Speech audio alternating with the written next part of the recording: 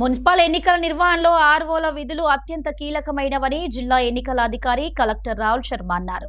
సోమవారం ఐడీఓసీ కార్యాలయ సమావేశపు హాలులో ఆర్ఓలకు, ఏఆర్ఓలకు నిర్వహించిన శిక్షణ కార్యక్రమంలో ఆయన పాల్గొన్నారు.